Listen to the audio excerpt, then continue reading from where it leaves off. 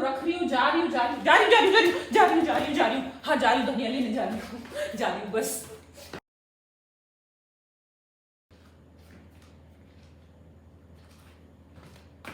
Hi guys, आज अभी बस मैं अंदर से ही आ रही हूँ। आज का माहौल हमारे घर में थोड़ा सा टाइट है क्योंकि आज आया है मेरा रिजल्ट और उसमें आया हमारे नंबर कम। मैंने एक्चुअली कुछ दिन पहले एक एग्ज़ाम दिया था और उसका आज रिजल्ट आया और मैं यहाँ बैठी थी, मम्मी यहाँ बैठी थी, मेरे हाथ में फ़ोन था, रिजल्ट देख रही थी। रिजल्ट देखने से पहले भी फ़ोन था और मम्मी ने देख लिया था कि मेरे हाथ में फ़ोन था। तो रिजल्ट आया, नंबर कम आए तो मम्मी को बताया। अब मम्मी यहीं बैठी थी बराबर में, एक वाईफाई स्लैब मिल गया।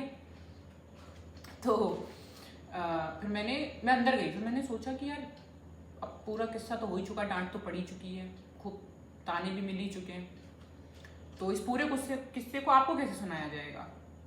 तो हमने इसको अपनी पंक्तियों में उतारा है, आदत से मजबूर है।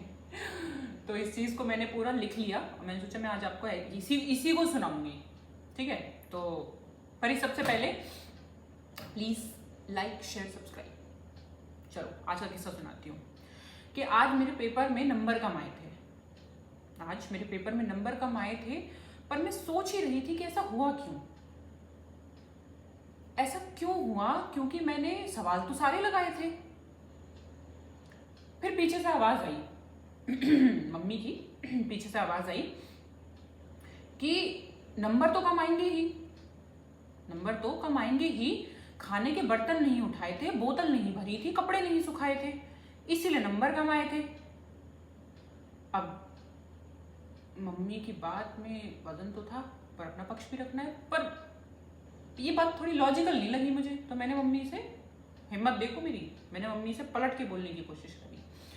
मैंने कहा मम्मी इन सब का पढ़ने लिखने से कोई लेना देना नहीं है। एक तो नंबर का मैं आपस जुबान लड़ा रही हूँ मैंने कहा मम्मी इन सब चीज़ों का पढ़ने लिखने से कोई लेना देना नहीं है।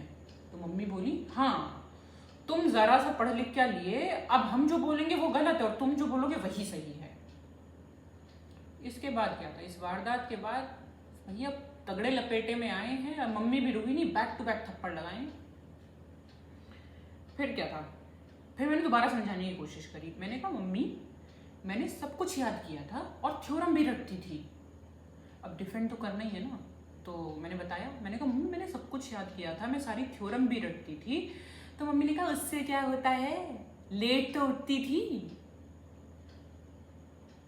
जल्दी उठो, काम में सहारा दो, जल्दी उठ के कुछ काम में सहारा दो तभी तो पास हो पाओगे। अब मम्मी सच कहती हैं, पढ़ लिख के भी कौन सा हमारे राज हो जाएंगे, नंबर तो तब भी कम आएंगे। फिर मैंने सोचा कि और थोड़ा सा डिफेंड करते हैं। तो मैं अपना पक्ष रखने ही वाली थी कि एक और आवाज आई। मम्मी ने मेरे को एक्चुअली सबके बाद कुछ काम करने के लिए भेजा था बाहर, सब्जी लाने के लिए, और उसमें मैं सबसे इम्पोर्टेंट चीज भूल के आ गई थी। तो मम्मी ने कहा कि सब्जी में धनिया और मिर्च क्यों नहीं डलवा के लाती है। मम्मी ने मुझसे कहा कि सब्जी में धनिया और मिर्च क्यों नहीं डलवा के लाती है, चल किचन में, बहुत पढ़ ली, दिन भर खाती है, ना पढ़ती है ना कुछ काम आता है। मम्मी बोली ना कुछ पढ़ती है ना कुछ काम आता है, और सब तो छोड़, इनसे बेड से गीला तौलिया नहीं उठाया जाता है। अब इतना सब हो गया, अब मुंह लटका के बैठी थी मैं भी।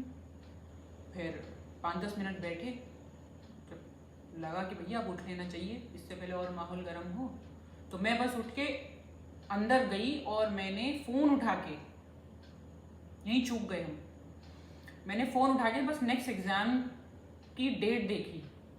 तुरंत मैं बस फ़ोन उठा के एग्ज़ाम की डेट देख रही थी कि एक और व्यंग ने प्रहार किया। फोन और टीवी का मुद्दा उठा के मम्मी ने मौके पे चौका मार दिया। कहने लगी कि दिन भर टीवी के सामने पड़ी रहती है और इस फोन में दीदा गड़ाए हैं। मम्मी बोली कि दिन भर टीवी के सामने पड़ी रहती है और इस फोन में दीदा गड़ाए हैं, इसलिए तो नंबर कम आए हैं। अब देखो भैया, फोन रख दिया हमने, अब पेपर की डेट देखेंगे बाद में। ये सब चुपके छुपा के हो रहा है, आपको बस बताना था, आपके साथ शेयर करना था इसीलिए। और ऐसा है कि अब इससे पहले फ्लाइंग चप्पल आए, हम उठ के जाते हैं, बोतल भरते हैं, कपड़े सुखाते हैं और जाके धनिया और मिर्ची लेकर आते हैं। ठीक है, बाय गाइस, माहौल गर्म है, इतना ही हो पाएगा।